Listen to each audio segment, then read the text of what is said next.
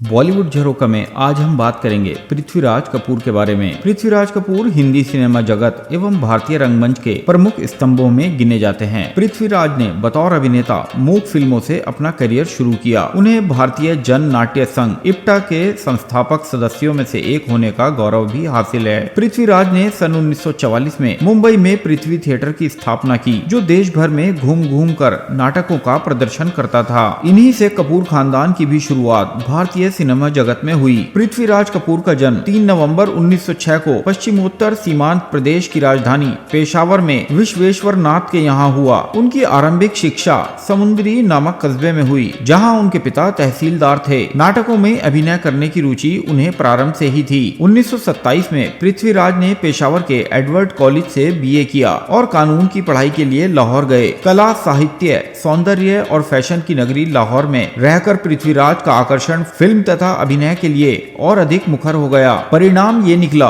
कि वे 1929 में कानून की परीक्षा में असफल रहे। इसी वर्ष सितंबर को वे फिल्मों की अघोषित राजधानी बम्बई चले आए और आर्देशर ईरानी की इंपीरियल फिल्म कंपनी में भर्ती हो गए। वह जमाना मूक फिल्मों का था। चैलेंज नाम की एक मूक फिल्म में उन्होंने बिना किसी फीस लिए काम किया, किंतु दूसरी फिल्म सिनेमा गर्ल के लिए उन्हें 70 रुपए की फीस मिली। 1930 तक आते आते मूक फिल्मों का युग समाप्त हुआ और बोलती फिल्में चल पड़ी। 1931 में जब आर्देशन ईरानी ने पहली सवाक फिल्म आलम आरा बनाई, तो पृथ्वीराज को इसमें खलनायक का रोल मिला। 1932 में पृथ्वीराज ने एंडरसन थिएटर कंपनी ज्वाइन कर ली और इसकी टोली के साथ देश के विभिन्न स्थानों का भ्रमण किया। इस कंपनी में रहकर कपूर का नाटकों में अभिनय करने का शौक अवश्य पूरा हुआ, लेकिन जल्दी ही एंडरसन कंपनी बंद हो गई। तो पृथ्वीराज कलकत्ता में बीएन सरकार द्वारा स्थापित न्यू थिएटर कंपनी में आ गए और उन्हें वहां नायक के रूप में अनेक फिल्मों में काम करने का अवसर मिला। पृथ्वीराज कपूर ने 1944 में पृथ्वी थिएटर, हिंदुस्तान का पहला व्यवसायिक थिएटर की स्थापना की।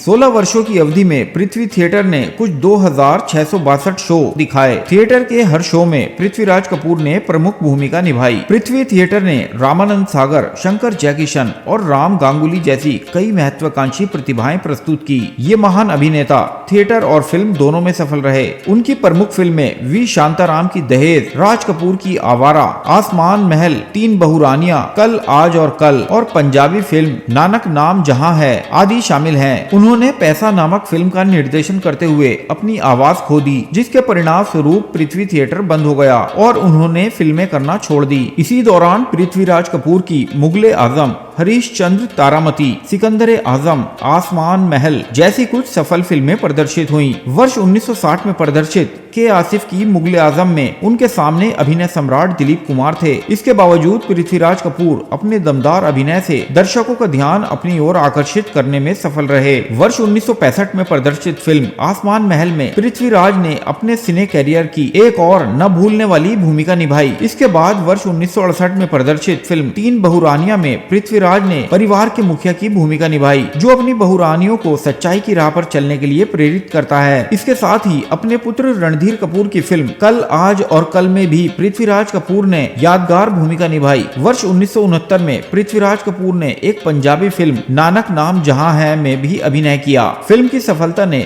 लगभग गुमनामी में आ चुके पंजाबी फिल्म इंडस्ट्री को एक नया जीवन दिया। पृथ्वीराज को देश के सर्वोच्च फिल्म सम्मान दादा साहब फाल्के के अलावा पद्म भूषण तथा कई अन्य पुरस्कारों से भी नवाजा गया। उन्हें राज्यसभा के लिए भी नामित किया गया था। उनकी अंतिम फिल्मों में राज कपूर की आवारा, कल आज और कल, जिसमें कपूर परिवार की 3 पीढ़ियों ने अभिनय किया था, और ख्वाजा अहमद अब्बास की आसमान महल भी थी। एक अभिनेता और पारखी के रूप में भी उनकी दुर्जय प्रतिष्ठा मूल रूप से उनके शानदार फिल्मी जीवन के पूर्वार्ध होने पर आधारित है। फिल्मों में अपने अभिनय से सम्मोहित करने वाले और रंगमंच को नई दिशा देने वाली यह महान हस्ती 29 मई 1972 को इस दुनिया से रुखसत हो गई।